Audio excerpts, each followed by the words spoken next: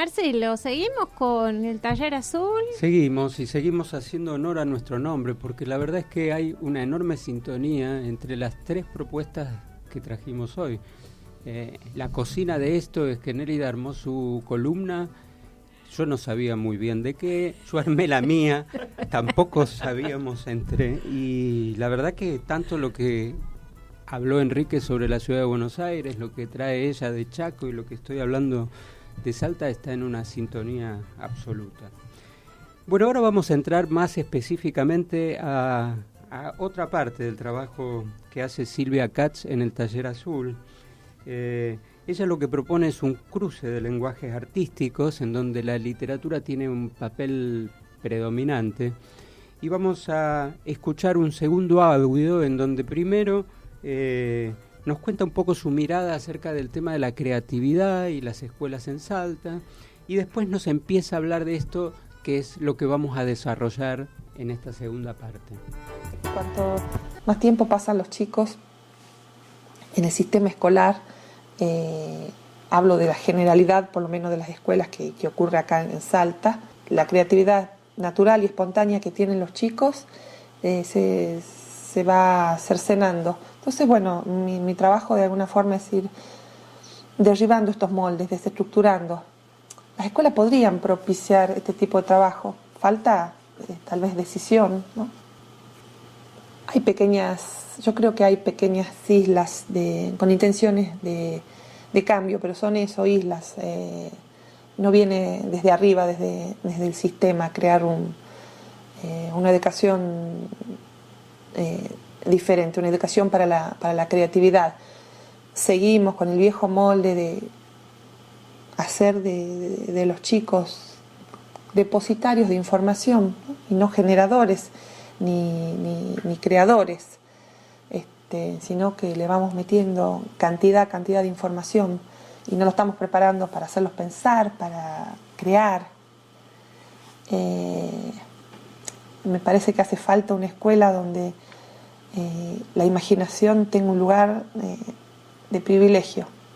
Así que bueno, mi tarea es hacer un poco, desandar algunos de los caminos que marca la escuela. Es gracioso cuando vienen los chicos que recién comienzan, preguntan tímidamente: señor, ¿puedo pintar un árbol de color violeta? Pero por supuesto, bienvenido. Y abrís esa puerta y es como un dique que sacás, ¿no? Que sacás una barrera. O a veces hago ejercicios con ellos para salirse especialmente de la línea, para hacer dibujos rebeldes. Y también para aprender a mirar y ver que el cielo no es solo azul. Chicos, vamos a ver el atardecer. ¿Y cuántos colores hay en el cielo? Simplemente eso, aprender a ver, a conectarse con el mundo con los ojos bien abiertos.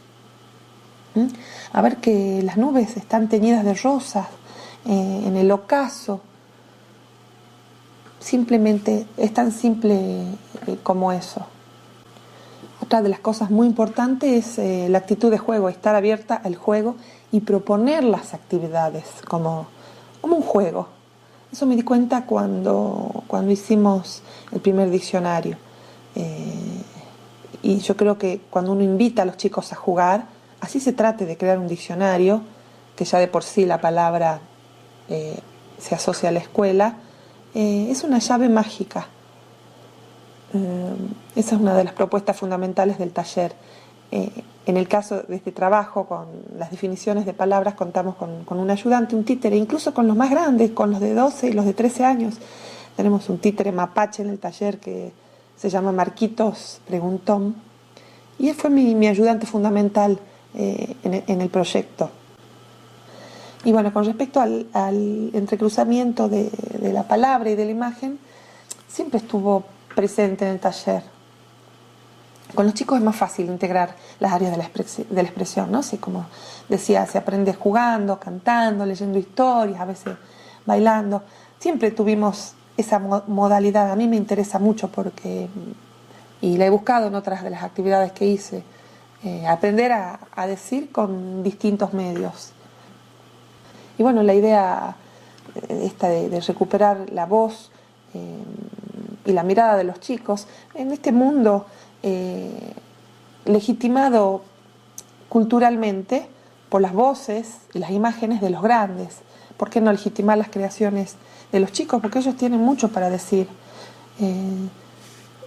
Las producciones de ellos son subestimadas, ¿no? Pero yo creo que son tan válidas como la de los adultos. O sea, tomar al chico no solo como un receptor de lo que creamos para ellos, cuentos para niños, sino también como un creador. Los chicos son productores de sentidos y productores de belleza. Ellos cuentan su verdad, sin tapujos, sin especulaciones.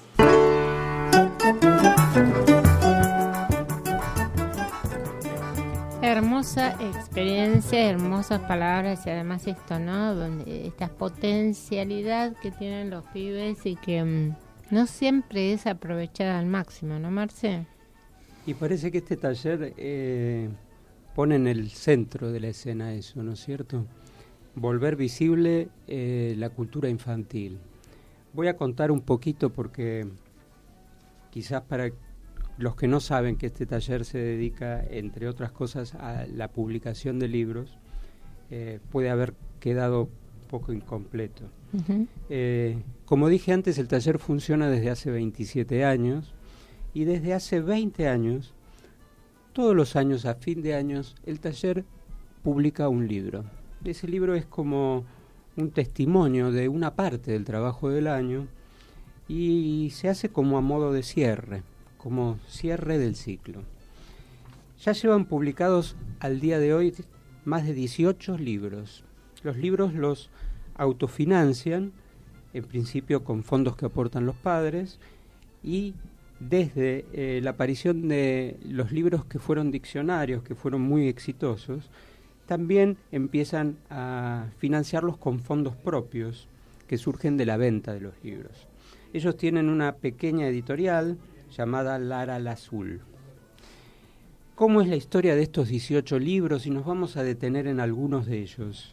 Los primeros libros, que fueron los libros que publicaron durante los 10 primeros años, fueron 9 libros de cuentos. En general, en esto es común que en los talleres de plástica se escriban libros, que se ilustren, y estos libros lo que hacían era recopilaban un cuento inventado e ilustrado por cada niño del taller.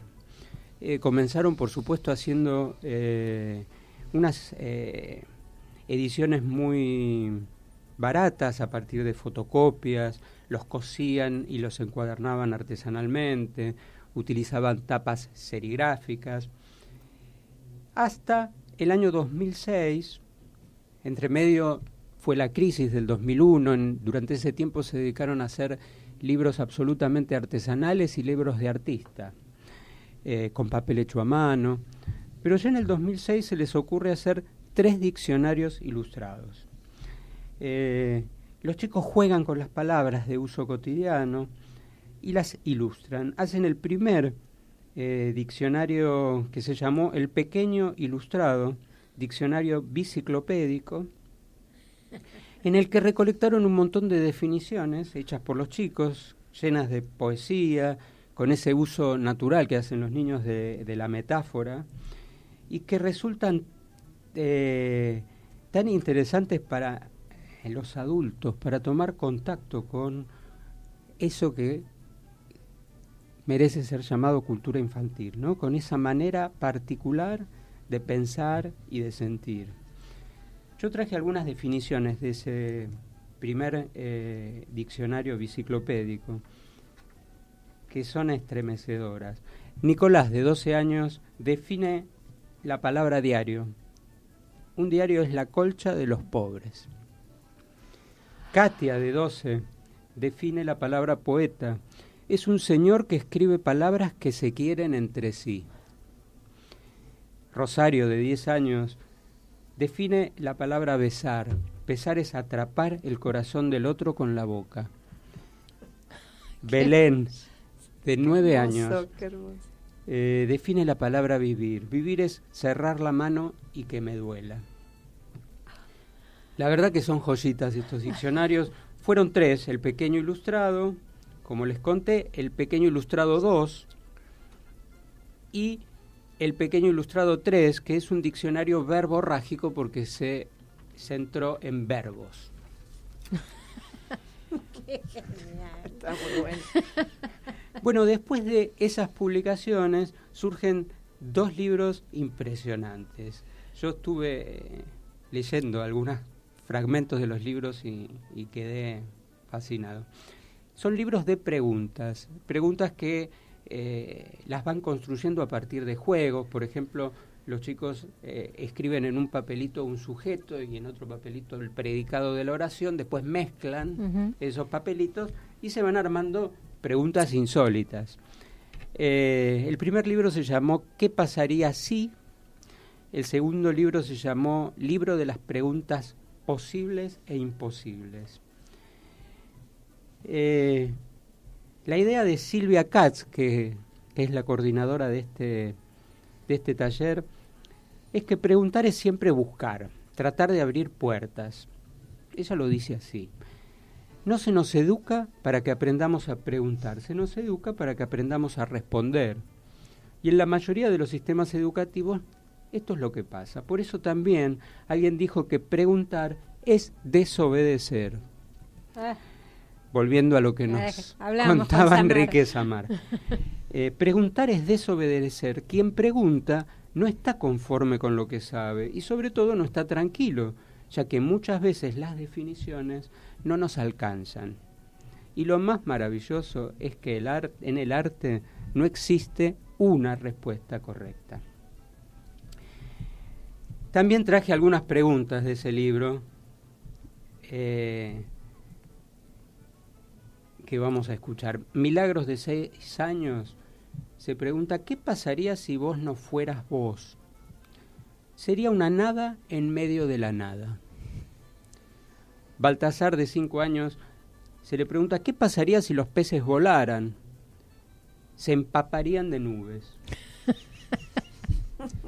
Bernarda, de 12 años, se le pregunta, ¿por qué no rezan las ranas? Porque ellas prefieren las moscas a las hostias.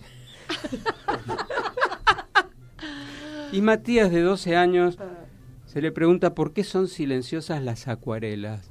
Porque son transparentes. Maravilloso. Bueno, la tarea de ellos no ha quedado en esto. Han seguido publicando libros, han publicado un libro después de estos libros de preguntas, un libro de cuentos que fue inspirado en base a pinturas de artistas de las primeras vanguardias, de Picasso, de Matisse, de Klee, de Chagall. Después generaron un libro de oficios imaginarios que se llama El oficio de imaginar. Hicieron un libro de cuentos en colaboración con escritores uruguayos y argentinos que se llama Pinipón.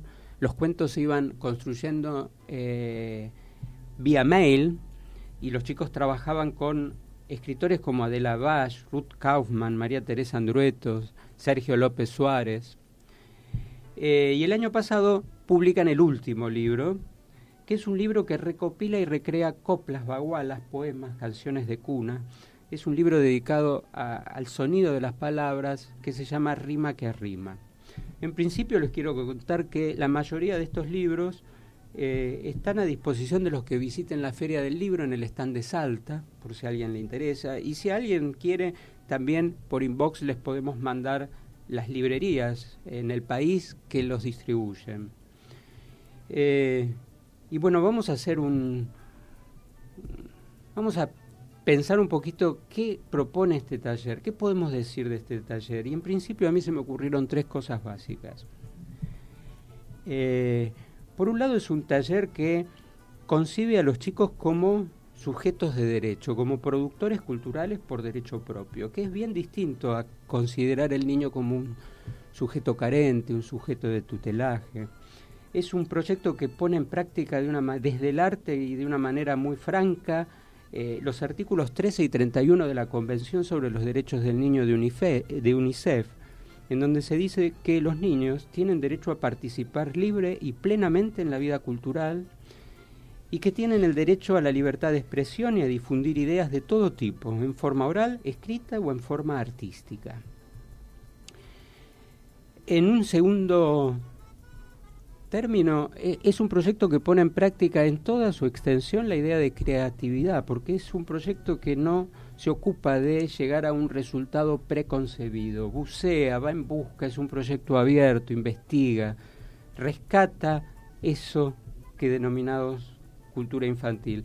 Y para cerrar, es un proyecto que hace historia, en el sentido de que deja testimonio escrito e ilustrado de todas estas búsquedas que realiza. La verdad es que solo tenemos que agradecer muchísimo la tarea de Silvia Katz, agradecer el material que nos mandó, y queremos cerrar esta columna con la voz de los protagonistas, con la voz de los chicos del Taller Azul, de la que todos podemos seguir aprendiendo tanto. ¿Por qué los chicos quieren ser grandes?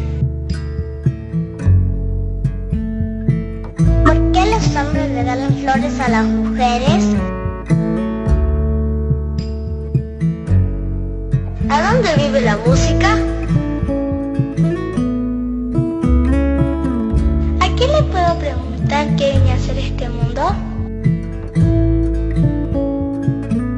¿Cómo hacen las nubes para no caerse? ¿Qué hacen los pizarrones en las vacaciones para no aburrirse? ¿Quién inventó la sopa de letras? ¿Y para qué sirven los sueños?